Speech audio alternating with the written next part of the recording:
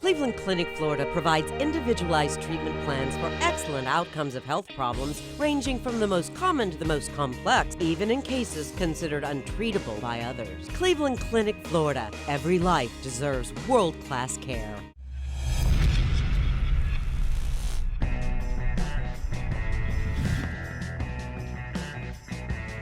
Well, hello and welcome. It is the KVJ After the Show Podcast.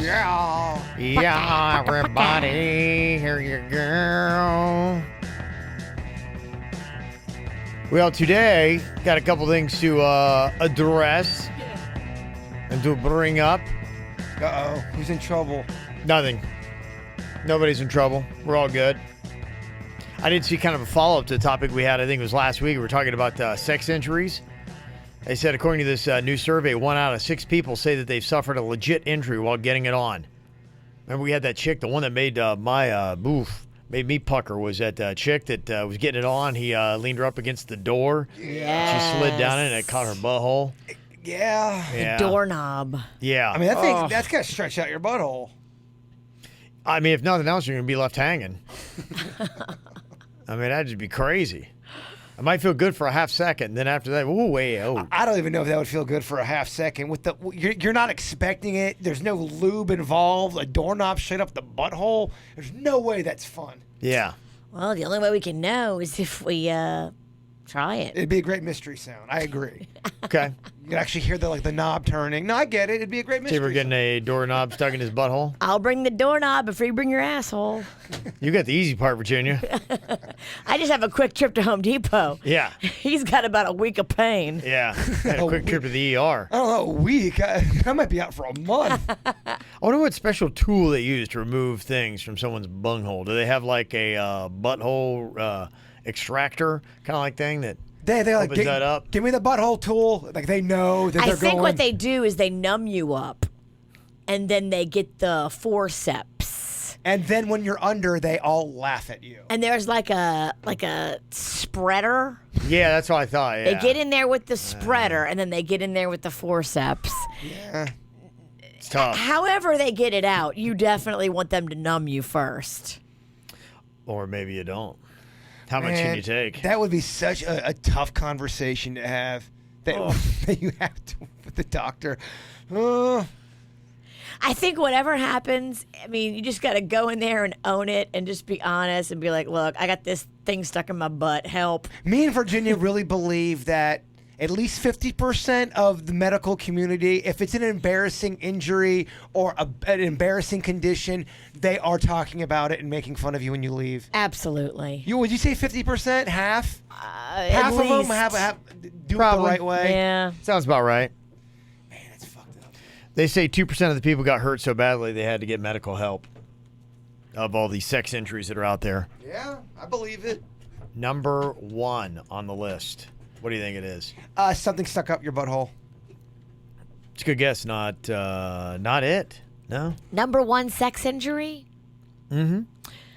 I would say broken bones from falling. Broken penis.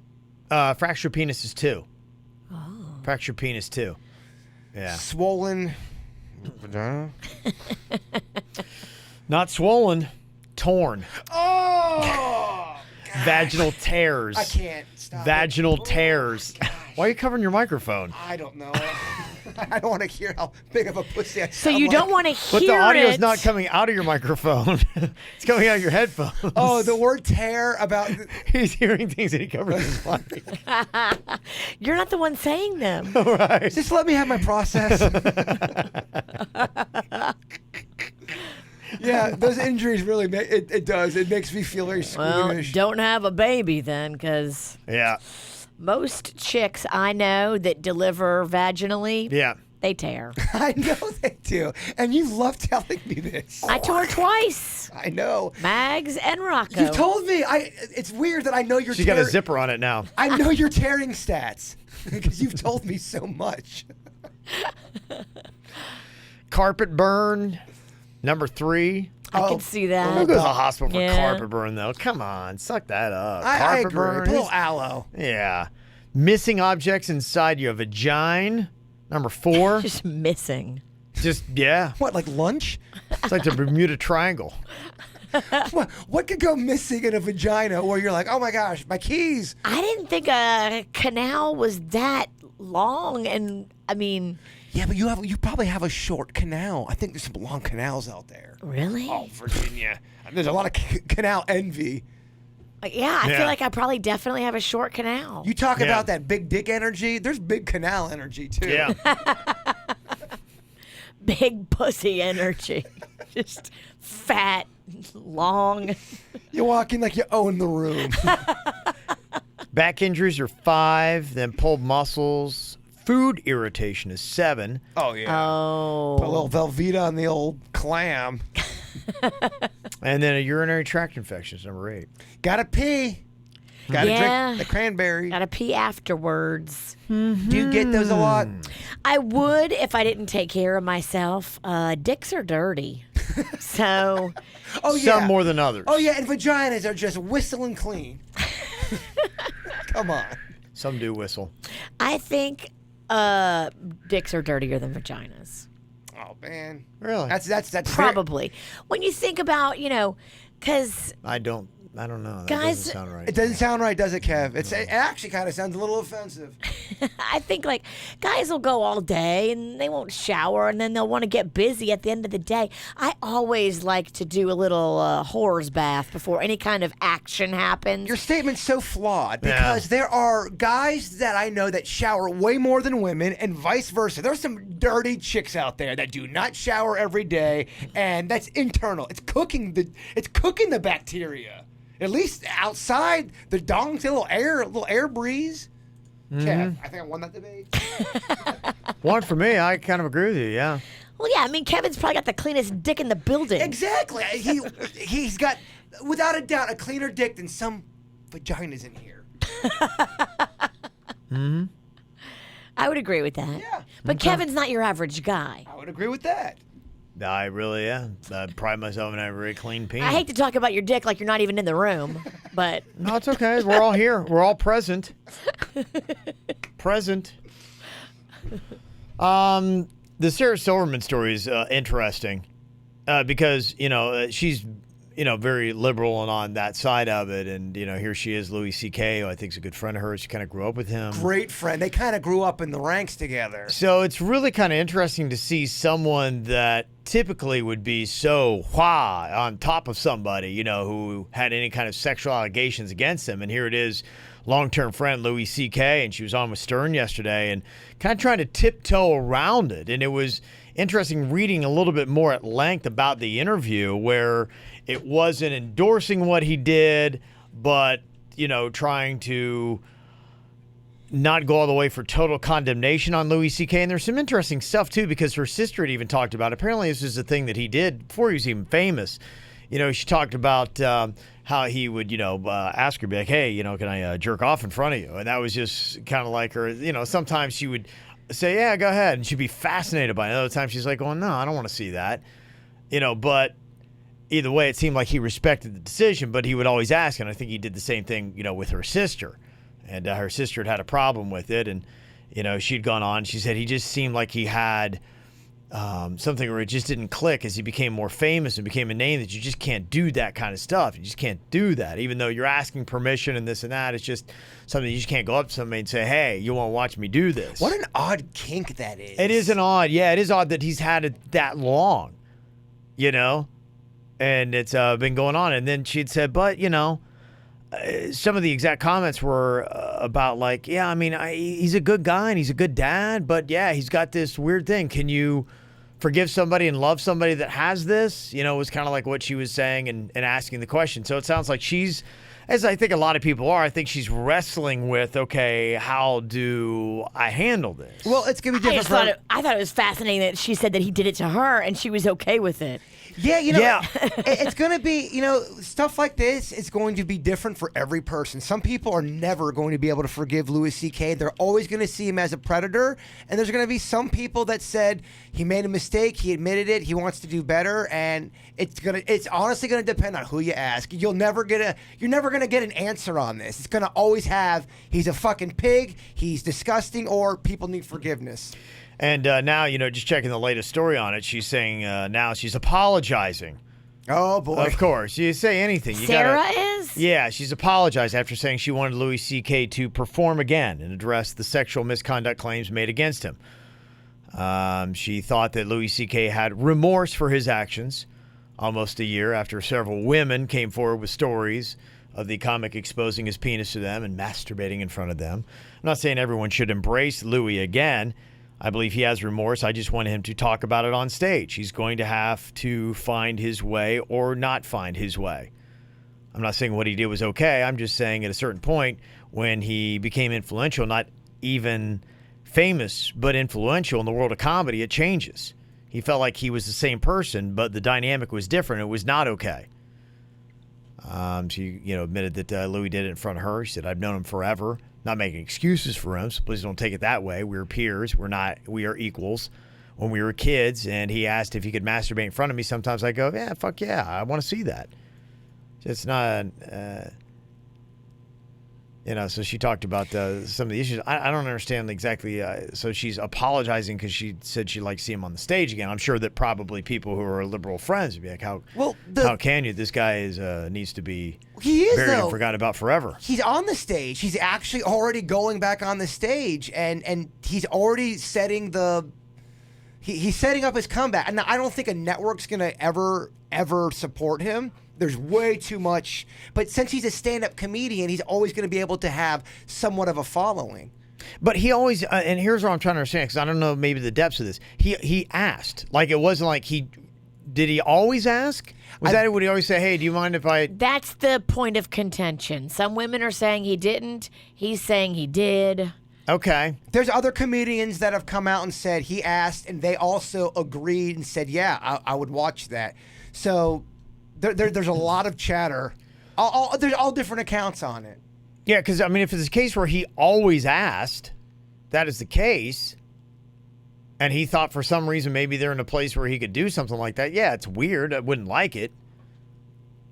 But, that's a guy where it's like, okay, hey, do you want to see me do this? So I think... It's indecent. It's a step forward for a lot of people. It becomes abusive and abuse of power if he's in any kind of position where he's over these chicks in a workplace. Then it's I just think like, that's what she alluded to, that maybe he doing? was pushing people out of the comedy industry, like they would say no.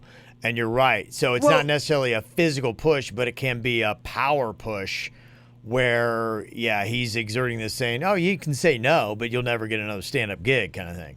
Not as long as I have any kind of say in whatever it is. But, that's going to be so hard to prove. Yeah. Mm-hmm. Interesting, yeah. Regardless of whether you think, he's a demon or not, he's weird. That is weird. That is bizarre behavior. Completely agree. And to say it to women that you don't even know that well... It's weird. It's creepy. It's creepy. Yeah, it's totally creepy. I think this is just kind of the ongoing issue, though, because there are people, I believe we're all flawed. I believe that we all have issues. I believe that we're all going to do something we're not proud of. I believe that we probably all have either gotten close to or at least thought about doing something that if it were exposed and we were out there, then we would probably get a hate machine on us as well. For at least something we did, the way that I've seen some stuff. And I think that's the question is, okay, when somebody messes up like this, how should they be handled with their field, with life, with society? Again, and it's a case-by-case basis. And again, it's going to be, the opinion's going to change on who you ask, too. But I don't know that, here she is. This story broke 4 hours ago. Here she is apologizing after saying she wanted Louis C. But she's apologizing for the backlash she's getting. Well, I don't see. That's the part I don't like. It's like you gave your opinion, and you're like, in my opinion, I think you should perform. I don't think you should apologize for your opinion. It may be a wrong opinion. Well, what happens is when you give your opinion about something, especially like anything with the hashtag #MeToo movement, if it doesn't go exactly like it's supposed to, if you lash out on any way, shape, or form where it's not they're a demon, they're a demon, they're a demon, you are going to get backlash. That's just the way it's going. Yeah. If you say anything like a Sarah Silverman said, whether you agree with her or not, you're going to get a backlash. Yeah, I just don't. Everybody apologize. Everybody comes. You can almost count it down. Anytime somebody says any kind of comment one way or the other, when it comes to this topic. There will be apology in 3, 2, 1. You can almost just count it down. Well, like they get caught up in clockwork. the moment. They say how they really feel, and then when the dust settles, they're like, "Oh shit, Twitter's mad at me." Let's say But how what we she feel. said in the beginning is so true. She's like, I'm too close to it. I Right. feel like I'm his friend, and so I shouldn't have an opinion on this, because you do. You take into account your own friendship, feelings, love, admiration of this person that you know intimately. And if she saw him jerk off, she knows him pretty intimately. Yeah. They probably had sex. So Chris M, here's Chris M's comment, and this is a comment I have seen a shit ton from a lot of people. Now, tell me what you think. It's very weird and creepy, but Lewis is a pervert, not a predator. There's a difference. What are your thoughts on that? Well, and I think there's a way we should be able to have these discussions. And Sarah Silverman, I'm not defending liberal, conservative, whatever, but I think that we should be able to have our opinions so we can have a discussion, because she knows him closely, and she knows of a guy that she probably loves, and there's a lot to love about Louis C.K. And he's got this thing that is weird and was likely in many instances wrong with how he handled it. I don't know the intricate details of how he did. Here's the very important distinction. Sarah and he were peers on the same level. Right. There's other women, and I don't know if they're telling the truth, that have come forward who he had power over in the business. I do understand. And that, if it's true, is where you're going to have sexual misconduct problems. Yeah, and I understand, and that's where I think if there's whatever he did was wrong. I think that's probably the worst part of it, is that he was, because there's a man can use, or a person can use physical strength, or they can use other coercive properties, and that is a coercive property he has. Sure. That it's like, you would say, hey, look, I would hate for someone if they think, hey, we're in a place where I could be like, hey, you want to see me jerk off? And somebody's like, no, sexual misconduct. You're probably be like, oh no, I thought we were there. I thought that you and I, because to me, that's the part about, if you're going to have sex or sexual activity is going to happen between two consenting adults, at some point, somebody has to jump over that line to say, here we are, and I hope you're there with me. And if it's every single time, okay, wait, we're not? Okay, I'm sorry. That's where it's like, that would be a difficult dance to have, where if you're like going, okay, I'm sorry, I really thought you were going to be into that. I truly apologize, and please don't ruin my life. Yeah. If you're in a position of power, man or woman, you got to be super careful. I think what it says with Louis C.K. is he was going to a different level, where it's not even that he was technically over them, but then if they were like, nah, I don't want to see that, they'd go, well, then you're not doing any more stand-up. And that's the part where you are using your power as a weapon, and that's where I think it's at a different level. I don't know if anyone said he did that, but I think they said the possibility would be there. And I don't know. And that's where, if that was proven, then I think that would be the most damning thing about what Louis C.K. was doing. Well, Sarah made it a point to say that, look, Louis and I were peers. We were on the same level as we were getting our start. She's Sure. like, I can't speak on the other accusers and their relationship with Louis. So another thing that's going on is, so she's getting a major backlash. And I think what is a bit of a problem, and I'll even get backlash just for saying that, but it's when anybody asks a question about any of this stuff, or has a slightly different take on a situation, just on a civil discourse level, you get demonized, and then you get called a rape sympathizer. You get you all these things that you're not, or people are not, just because you have a slightly different opinion or you're asking a question. Right. That seems to be happening a lot, and people are getting that I they're don't like. scared to talk. No. And all it is demon, and we all need each other. Guys and girls need each other for all of this to work. So we can't say shut up because you're a man, or shut up because you're a woman, or you don't know. We all have to talk about this to be able to move forward and get better. Yeah, because what it sounded like from me and the other additional comments that I read, I just didn't read to you right now, was that Sarah Silverman, she went on to say, look, I know that's not all of what Louis C.K. is that I know. I know a guy that was funny and kind and caring and a good father and all these kind of things. So all those parts make up who Louis C.K. is. And he had this weird thing that he would do, and he would ask her permission.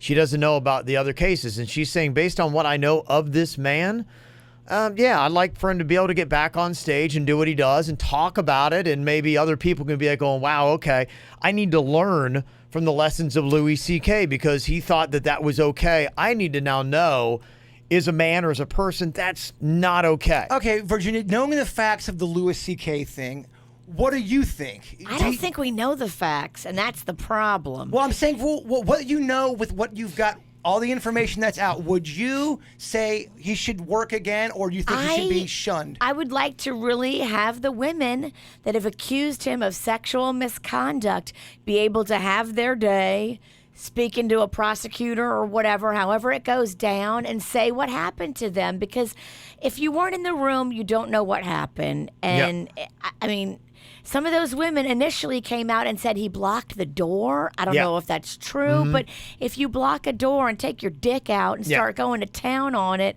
that's absolutely sexual misconduct. Without a doubt. But, I mean, none of us know if that happened, but maybe under interrogation they could figure it out. But let Sarah be able to give her opinion without having to then send out her apology, hours later. Well, that's also That's her opinion. You can be like going, okay, well, that's what you know of it, but I know something different or I believe different, and I'm not going to force you to apologize for your opinion. And she shouldn't have to apologize if she stands by.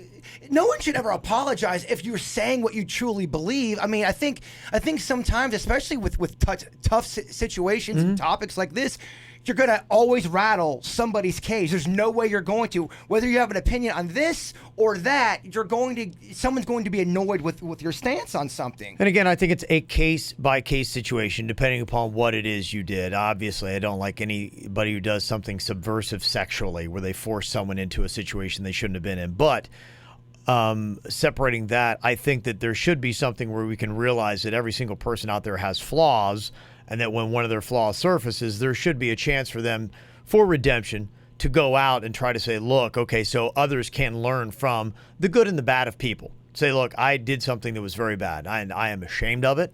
I don't do it anymore. And I would like for people to learn from my mistakes. Don't do this. It's bad. Well, they dig up stuff from people on Twitter from 13 years ago when they were in ninth grade and said, you said this and you said that, which a lot of times people say terrible, terrible things, but then they're 30 years old and they don't think that way anymore. Right. At all. And if they're willing to backtrack from that and say, well, there's an example of young and stupid. So young, stupid people, learn from me right now. If you're on Twitter and you're 15 years old, don't write something that is bad like I did. Thank God we didn't have Twitter when we were 15. Yeah. Well, if someone like 15 years later, they're clearly an adult. They've moved on. They're not 15 years old anymore. People don't care. They're going to dig up bad stuff that you said on Twitter 15 years ago, and they're going to persecute you for it. To me, I think when you really hold somebody, they don't care. is if they stand by it and say, yeah, I wrote it and I still believe it. Then that's different. Right, exactly. But if you're like going, yeah, man, I am really ashamed of that. I don't believe that way, and I am sorry, and they apologize and say,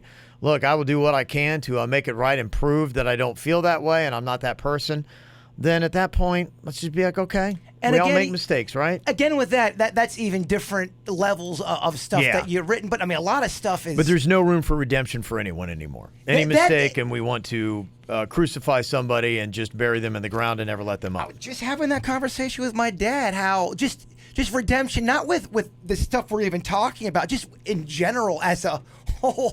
If you fuck up, man, on anything, you run through a red light, fuck that guy, he needs to lose his job. Yeah. Well, and then, people can decide on a case-by-case basis if they personally want to support that person or if they, are like, no, I don't feel good about that. Michael Vick, case in point. He's one of those guys. There are a lot of people that will never forgive him for the dogfighting charges that he had, and they have that right. Michael Vick has been reestablished, though, in many realms.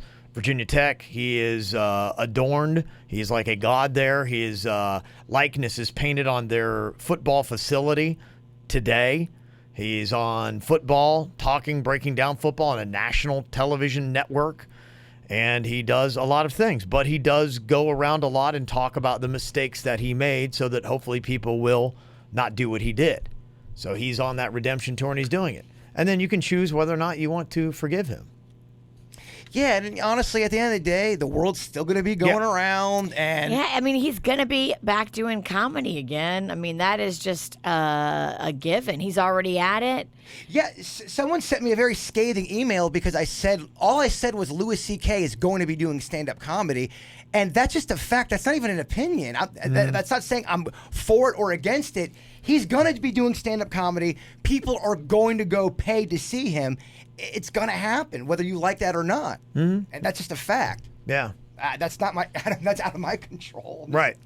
Yeah, I mean, I think for people, the way it is really is like, okay, if they've done something criminally wrong, we need to bring charges against them. They need to pay whatever it is that happens from that. And at that point, they're going to get plugged back into society at some point, and then you just need to do what you can to make sure I don't go, and you can express your opinion and be like, I don't think it's right to go.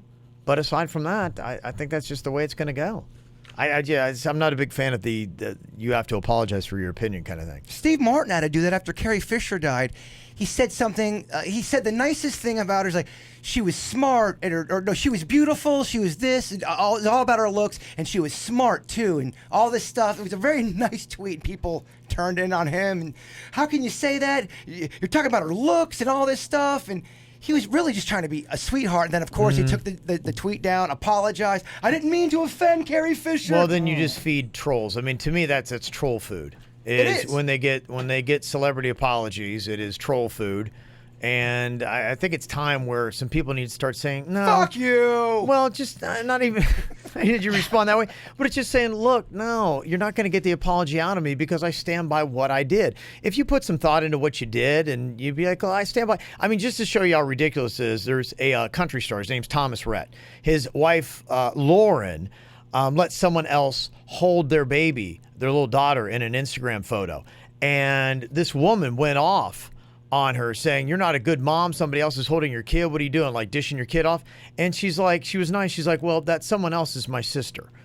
So, I mean, people. This is just, well, what are we doing? But that's the idiocy of what you see. And that's where it's like, no, you don't feed into it. You don't feed the trolls.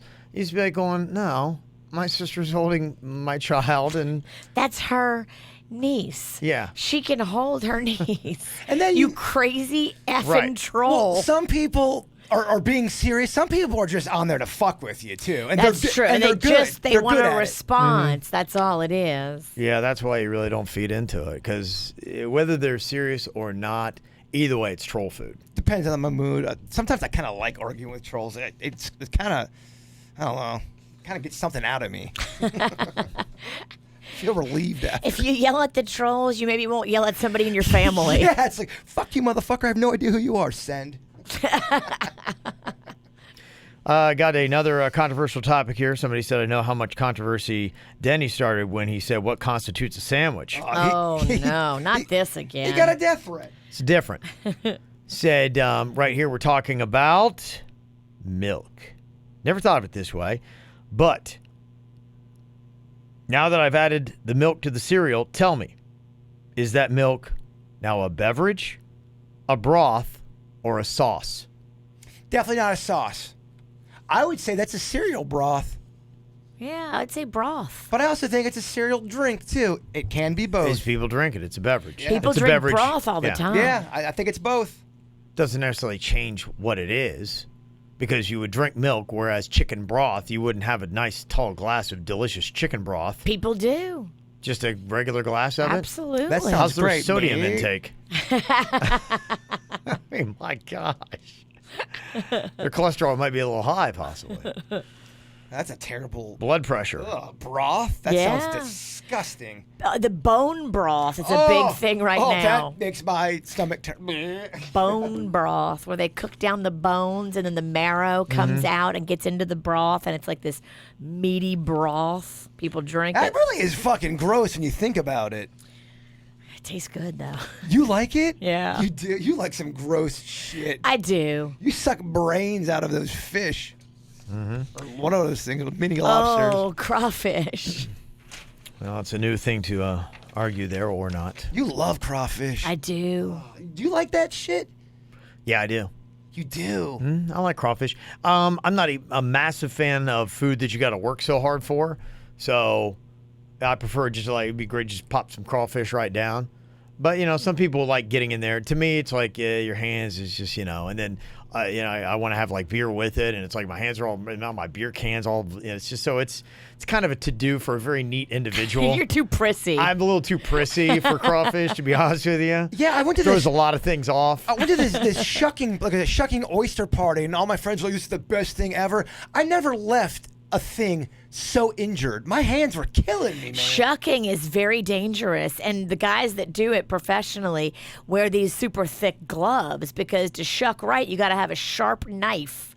And you got to apply a lot of pressure, and the oyster's in the palm of your hand, and you're shoving the knife in there with your other hand. You very easily could stab a hole right through your palm. Oh, I did. It was awful. I did not. First of all, I didn't get a lot of oyster meat. It was a lot of work for not a lot of fucking meat, man. That's ultimately how I kind of look at it. It's like, I'm enjoying it a little bit, but it's like at some points I'm like going, and if you're really good at it and it's easy for you, then you may be like, I'm getting a lot more enjoyment out of it than I am work. But if you're struggling with it sometimes, okay, I'm working too damn hard. When you get more lacerations than meat, I think I'm out. When you grow up doing it, like I grew up going to crawfish boils, and people in the neighborhood would have them, and it's a social event. Everybody sits around the table, you pick the crawfish and you talk, and you pick the crawfish and you drink beer, and then you have to boil another batch and you talk. Like it's an all-day social event that's more than just about picking the crawfish meat and eating it.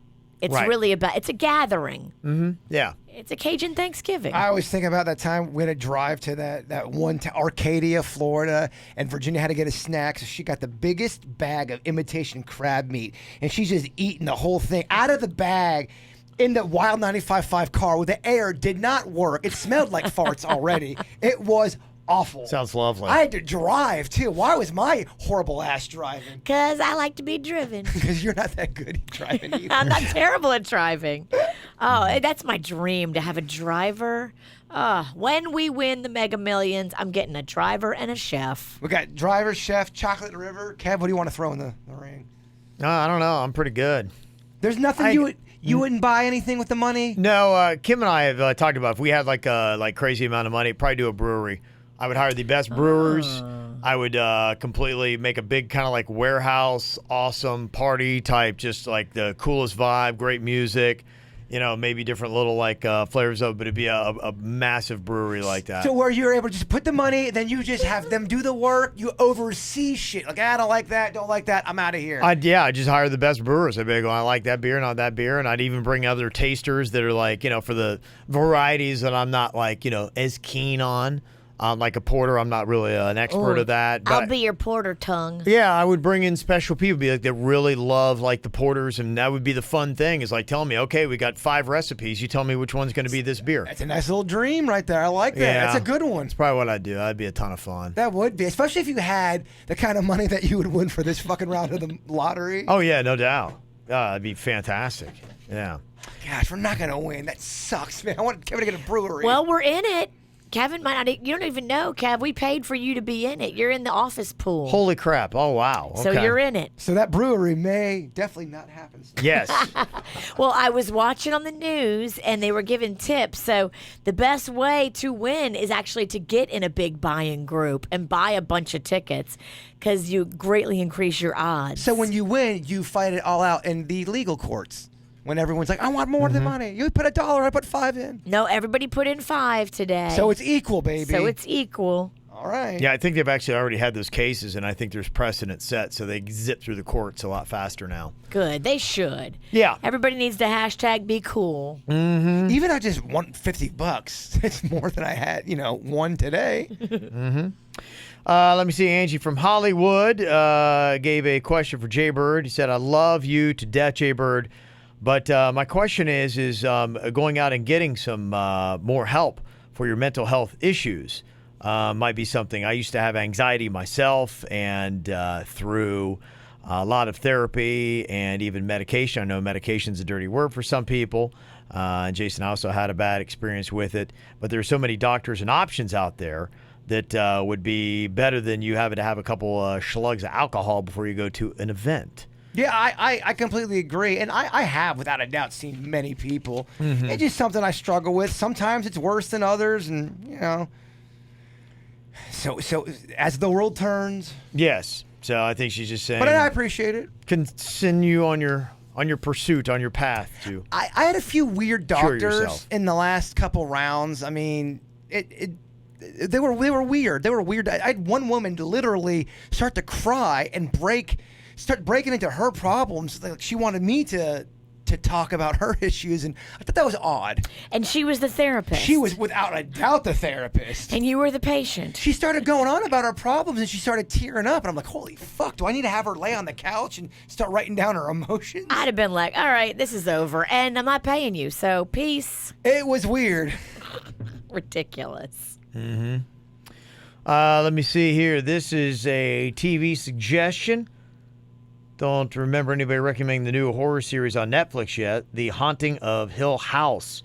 I just finished it and I loved it. It's hard to explain without giving everything away, but the series tells the story of the Crane family and its connection with Hill House. It's so well done and a proper scary series. Jason, you have to watch. Also, 22 July on Netflix was fantastic as well. It's about the terrorist attack in Norway of 2011. I know it's a heavy subject, but by the way, they showed the journey of survivors was very moving and well depicted. That's Heather from the Pizzle. I love heavy, depressing shit like that in documentary form. It's good stuff. Yeah. I need to find some stuff. In fact, I was putting that out there, and I need to start writing down and getting some stuff because I have got a couple major flights coming up ahead of me, and there's nothing better than I found when you get on a flight and you got binge watching to do and it's already loaded on your phone, it makes a flight go by. I mean, it's just like a day of binge watching. Are you against going back to an old series that you've never seen before? It'd be brand new to you, but it's dated.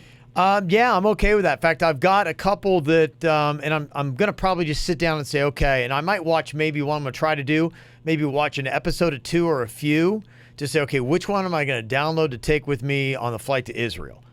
So I got know one. I'd like to put one in there I've for got, I've only tried that first episode of The Office. I might go back to that. Don't want you to do The Office. Curb Your Enthusiasm is another one that I've got up there.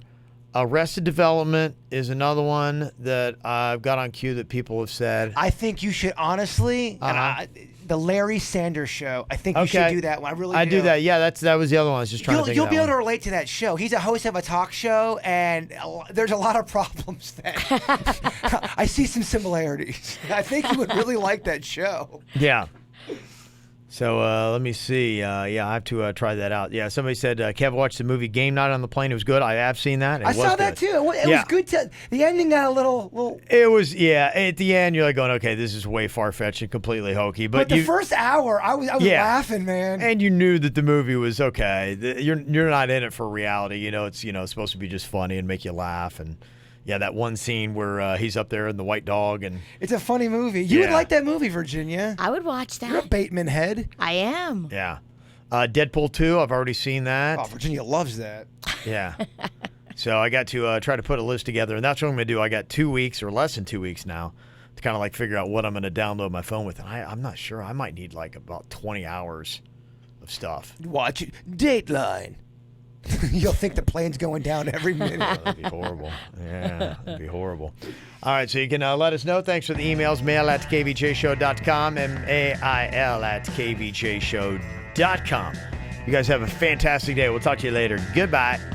Cleveland Clinic, Florida provides individualized treatment plans for excellent outcomes of health problems ranging from the most common to the most complex, even in cases considered untreatable by others. Cleveland Clinic, Florida. Every life deserves world-class care.